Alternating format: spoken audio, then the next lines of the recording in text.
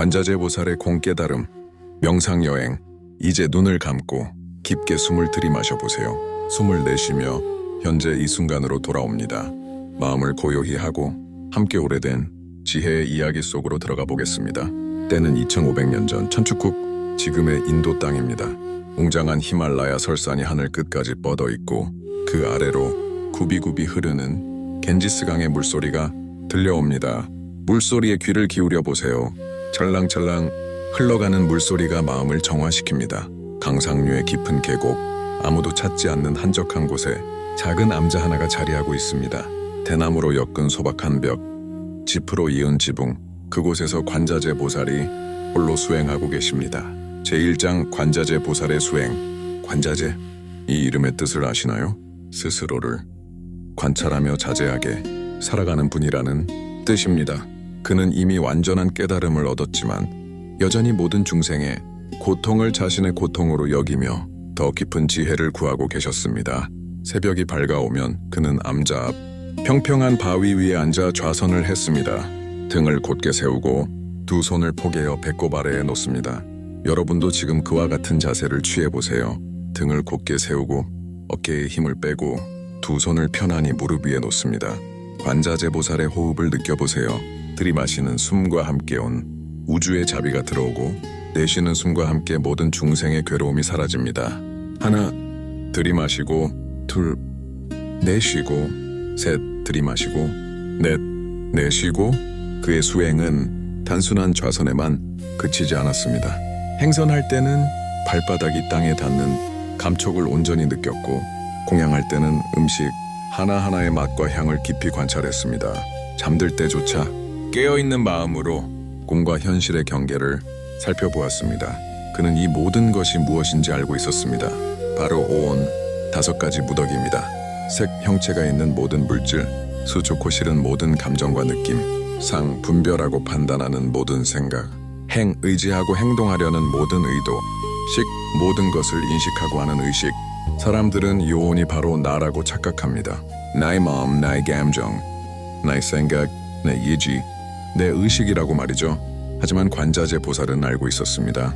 이 모든 것이 사실은 고정된 실체가 없다는 것을. 제2장 겐지스 강가의 대깨달음. 어느 날 저녁, 관자재 보살은 겐지스 강가로 내려갔습니다. 해가 서산으로 기울어가고 있었고 하늘은 온통 붉은 노을로 물들어 있었습니다. 그 붉은 빛이 강물에 반사되어 마치 액체 황금처럼 흘러갔습니다. 강가의 큰 바위에 앉아 그는 깊은 명상에 들어갔습니다. 먼저 자신의 몸을 관찰하기 시작했습니다. 이 몸이 과연 무엇인가? 피부를 들여다보니 수많은 세포들이 끊임없이 생겨나고 사라지고 있었습니다. 어제의 세포는 오늘 이미 다른 세포로 바뀌었고 지금 이 순간에도 변화는 계속되고 있었습니다. 살을 들여다보니 근육의 섬유들이 수축과 이완을 반복하고 있었습니다. 뼈를 들여다보니 칼슘과 인의 결정체들이 모여 있을 뿐이었습니다. 피를 들여다보니 적혈구와 백혈구들이 강물처럼 흘러가고 있었습니다. 더 깊이 들여다보니 세포 하나하나가 분자로 이루어져 있고 분자들은 원자로 이루어져 있었습니다. 원자를 더 깊이 관찰하니 대부분이 빈 공간이었습니다. 원자핵 주위를 도는 전자들, 그것마저도 확률의 구름일 뿐이었습니다. 도대체 내 몸의 실체는 어디에 있는가? 관자재 보살은 자문했습니다. 찾으면 찾을수록, 잡으려 하면 할수록 손가락 사이로 모래알처럼 빠져나가는 것뿐이었습니다. 이때 갑자기 벼락 같은 깨달음이 번개처럼 그의 마음을 관통했습니다. 색 즉 시공, 공 즉 시색, 색이 곧 공이요, 공이 곧 색이로다. 눈앞에 붉은 노을도 흐르는 강물도 자신의 몸도 모두 비어있음과 다르지 않았습니다. 하지만 비어있다고 해서 아무것도 없는 것이 아니라 바로 그 비어있음 때문에 모든 것이 나타날 수 있었습니다. 마치 거울과 같았습니다. 거울 자체는 어떤 모습도 없지만 바로 그 비어있음 때문에 모든 모습을 비출 수 있는 것처럼 마치 허공과 같았습니다. 허공 자체는 아무것도 아니지만 바로 그 허공이 이끼에 새가 날고 구름이 흘러갈 수 있는 것처럼. 제3장 오온의 해체. 첫 번째 깨달음에 이어 관자재 보살은 나머지 4가지 온도 관찰하기 시작했습니다. 어손, 느낌의 실체. 강바람이 볼을 스치며 시원한 느낌이 들었습니다. 이 시원함이 과연 어디에 있을까요? 바람에 있을까요? 피부에 있을까요? 마음에 있을까요? 찾아보니 바람과 피부와 마음이 만나는 순간에만 잠시 나타났다가 사라질 뿐이었습니다. 즐거움도 괴로움도 평온함도 모두 마찬가지였습니다. 구름이 하늘을 지나가듯 느낌들은 마음을 지나갈 뿐이었습니다. 수즉시공 공즉시수 거상군 생각의 실체 노을이 아름답구나라는 생각이 떠올랐습니다. 그런데 이 생각이 어디서 왔을까요? 뇌에서 왔을까요? 마음에서 왔을까요? 생각을 낱낱이 분해해보니 과거의 기억들이 조합된 것에 불과했습니다. 어린 시절 본 노을, 어제 읽은 시구, 평소의 미적 감각, 이 모든 것들이 한데 모여 지금의 생각을 만들어낸 것입니다. 하지만 그 생각 자체에는 고정된 실체가 없었습니다. 바람에 흩어지는 꽃잎처럼 순간순간 변화할 뿐이었습니다. 상즉시공 공즉시상, 행원, 의지의 실체, 강물에 발을 담그고 싶다는 욕구가 일어났습니다. 이 욕구는 어디서 오는 것일까요? 몸의 필요에서 올까요? 마음의 바람에서 올까요? 살펴보니 수많은 조건들이 만나 일어나는 현상일 뿐이었습니다. 더위, 갈증, 과거의 경험, 현재의 상황, 이 모든 것들이 복잡하게 얽혀 하나의 의지를 만들어낸 것입니다. 마치 바람이 나무잎을 흔들듯 조건들이 마음을 흔들어 의지를 만들어낼 뿐이었습니다. 행즉시공 공즉시행, 시곤 의식의 실체, 마지막으로 모든 것을 아는 의식 자체를 관찰했습니다. 이 의식이야말로 나의 본체가 아닐까요? 하지만 의식도 마찬가지였습니다. 눈의식은 색깔을 볼 때만 나타나고 귀의식은 소리를 들을 때만 나타나며 의식은 대상이 있을 때만 활동할 뿐이었습니다. 마치 거울이 물체가 있을 때만 상을 비추듯 의식도 대상이 있을 때만 인식작용을 할 뿐이었습니다. 식즉시공 공즉시식, 제4장 일체 개공의 체득, 오온이 모두 공함을 깨달은 순간 관자재 보살의 세계관이 완전히 뒤바뀌었습니다. 더 이상 나와 너의 구분이 없었습니다. 자신의 몸과 겐지스강, 히말라야 설산, 저 멀리 빛나는 별들까지 모든 것이 하나의 거대한 공성 속에서 춤추고 있었습니다. 과거와 현재와 미래의 구분도 사라졌습니다. 시간은 직선적으로 흐르는 것이 아니라 매 순간 새롭게 창조되고 소멸되는 춤과 같았습니다. 어제는 이미 없고 내일은 아직 오지 않았으며 오직 지금 이 순간만이 영원히 계속되고 있었습니다. 생과 사의 구분도 무의미해졌습니다. 모든 존재는 끊임없이 생멸을 반복하고 있지만 그 근본 바탕은 생겨나지도 사라지지도 않는 공성이었습니다. 마치 파도가 바다에서 일어났다가 바다로 돌아가듯 모든 현상은 공성에서 나타났다가 공성으로 돌아갈 뿐이었습니다. 제5장 무소득 무공포의 경지, 공을 깨달은 관자재 보살의 마음에는 더 이상 얻으려는 마음이 없었습니다. 무소득, 얻을 것이 없음을 깨달았기 때문입니다. 사람들은 평생을 무언가를 얻기 위해 애씁니다. 돈을 벌고 명예를 쌓고 사랑을 얻고 깨달음을 구하죠. 하지만 진정한 깨달음은 무엇인가를 얻는 것이 아니라 본래부터 우리 안에 있던 것을 발견하는 것이었습니다. 마치 꿈에서 깨어나는 것과 같았습니다.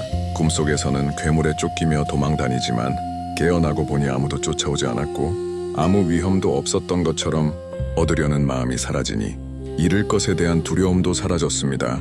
이서 무공포, 두려움이 없는 마음입니다.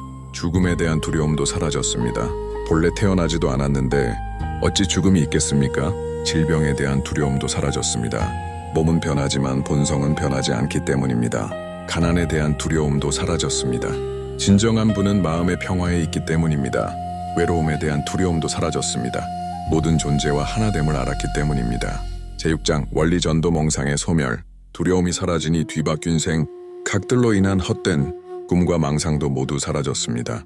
원리전도 몽상, 거꾸로 된 생각의 꿈에서 벗어남입니다.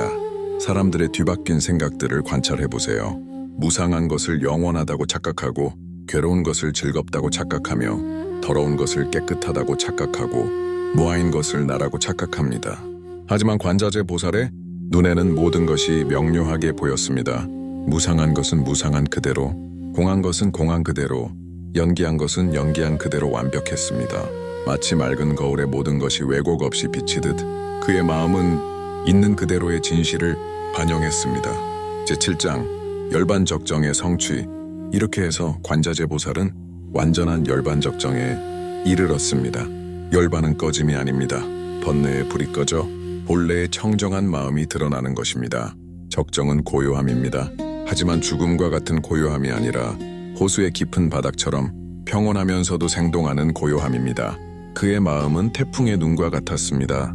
주변에서는 온갖 현상들이 소용돌이치고 있지만 중심은 완벽하게 고요하고 평온했습니다. 겐지스 강물이 흘러가도 새들이 지저귀어도 바람이 불어도 구름이 지나가도 그의 마음은 움직이지 않는 산과 같이 고요했습니다. 하지만 이 고요함은 무감각과는 달랐습니다. 오히려 모든 것에 더욱 민감하게 반응하면서도 그 어떤 것에도 흔들리지 않는 깊은 평안이었습니다. 제8장 3세 제불의 공통된 길. 관자재보살은 깨달았습니다. 이 길이 자신만의 특별한 길이 아님을 과거의 모든 부처님들도 바로 이 바냐바라밀다에 의지하여 위없는 바른 깨달음을 성취하셨습니다. 석가모니 부처님도 보리수나무 아래서 이 진리를 깨달으셨고 과거의 정광불, 연등불, 가섭불도 모두 같은 길을 걸으셨습니다. 현재에도 시방세계의 모든 부처님들이 이 길을 걷고 계시며 미래의 모든 부처님들도 반드시 이 길을 통해 성불하실 것입니다. 이것이 바로 을안욕따라 삼맥삼보리, 위없는 바르고 평등한 깨달음에 이르는 유일한 길입니다. 마치 모든 강물이 바다로 흘러가듯 모든 수행의 길은 결국 이 하나의 진리로 귀결됩니다. 제9장 대신주의 선포. 이제 관자재보살은 자신의 깨달음을 모든 중생과 나누고자 했습니다. 그는 그 대신주문을 선포하기 시작했습니다. 이것은 가장 신비롭고 밝은 주문입니다. 나의 대명주, 모든 어둠을 밝히는 빛의 주문입니다. 이것은 최상의 주문입니다. 무상주, 그보다 높은 주문은 없습니다. 이것은 견줄데 없는 주문입니다. 무등등주, 어떤 것과도 비교할 수 없는 완전한 주문입니다. 이 주문은 모든 고통을 없애줍니다. 능제일체고 있는 그대로의 진실이기 때문에 거짓이 없습니다. 제10장 피아노로의 초대. 히말라야의 메아리처럼 관자재보살의 목소리가 온 세상에 퍼져나갔습니다. 바라승가테 보디사바하 가라 가라 피아노로 가라. 함께 피아노로 가라 깨달음이여 완성되었도다. 이 주문의 의미를 깊이 새겨보세요. 에이드 가라 가라. 현재의 미혹한 상태에서 벗어나라는 뜻입니다. 집착하고 있는 모든 것을 놓아버리세요. 과거의 후회도 미래의 걱정도 현재의 번뇌도 모두 놓아버리세요. 바라가테 저 피아노로 가라. 이쪽 언덕에서 저쪽 언덕으로 건너가세요. 생사의 바다를 건너 고통의 강을 건너 무명의 어둠을 뚫고 지혜의 빛으로 나아가세요. 바라승가테 모든 존재와 함께 피아노로 가라. 혼자만 건너는 것이 아닙니다. 모든 중생과 함께 해탈의 길을 걸어가세요. 가족과 함께, 친구와 함께, 원수와도 함께 온 우주의 모든 존재와 함께 건너가세요. 보디사바 아마르 깨달음이여 완성되었도다. 마침내 완전한 깨달음이 성취되었습니다. 번뇌는 보리가 되고 고통은 해탈이 되며 무명은 지혜가 되었습니다. 제11장 주문의 전파. 관자재보살의 주문은 신비한 힘을 가지고 있었습니다. 그의 목소리가 닿는 곳마다 마을에서 서로 다투던 이웃들이 화해했습니다. 병상에서 고통받던 환자들이 평안을 찾았습니다. 절망에 빠져있던 사람들이 희망을 되찾았습니다. 탐욕에 사로잡혀 있던 상인들이 베풀기 시작했습니다. 분노에 불타던 전사들이 무기를 내려놓았습니다. 하지만 이것은 마법이 아니었습니다. 주문의 진동이 사람들의 마음 깊숙한 곳에 잠들어 있던 본래의 불성을 깨워준 것이었습니다. 모든 중생은 본래부터 부처의 성품을 가지고 있습니다. 다만 번뇌와 무명의 구름에 가려져 보이지 않을 뿐입니다. 관자재보살의 주문은 그 구름을 걷어내는 바람과 같았습니다. 제12장 지혜의 확산. 겐지스 강을 따라 관자재보살의 가르침이 전해졌습니다. 강가에서 빨래하던 여인들이 그의 이야기를 들었습니다. 그들은 더 이상 자신의 낡은 옷을 부끄러워하지 않았습니다. 옷이 낡든 새롭든 그것은 모두 공한 것임을 알았기 때문입니다. 장터에서 장사하던 상인들이 그의 가르침을 접했습니다. 그들은 더 이상 이익에만 급급하지 않았습니다. 돈이 많든 적든 그것 또한 공한 것임을 깨달았기 때문입니다. 궁전의 왕과 대신들도 이 소식을 들었습니다. 그들은 더 이상 권력을 탐하지 않았습니다. 높은 지위든 낮은 지위든 모두 꿈과 같다는 것을 알았기 때문입니다. 산속의 수행자들은 더욱 깊은 선정에 들었습니다. 이제 그들은 무엇인가를 얻으려 애쓰지 않았습니다. 본래부터 모든 것이 완전하다는 것을 알았기 때문입니다. 제13장 자연과의 조화. 관자재보살의 깨달음은 인간 세계뿐 아니라 자연계에도 영향을 미쳤습니다. 암자 주변의 나무들이 더욱 푸르러졌습니다. 그들은 자신이 나무라는 것에 집착하지 않으면서도 완벽하게 나무로서의 역할을 다했습니다. 꽃들은 더욱 아름답게 피어났습니다. 아름다움에 집착하지 않으면서도 완벽한 아름다움을 드러냈습니다. 새들의 지저귀임이 더욱 맑아졌습니다. 그들의 노래는 이제 법의 소리가 되어 듣는 이의 마음을 정화시켰습니다. 바람의 소리, 물의 소리, 벌레들의 울음소리까지 모든 것이 가테게이트, 바라가테를 합창하는 것 같았습니다. 제14장 시공을 초월한 가르침. 관자재 보살의 깨달음은 시간과 공간을 초월했습니다.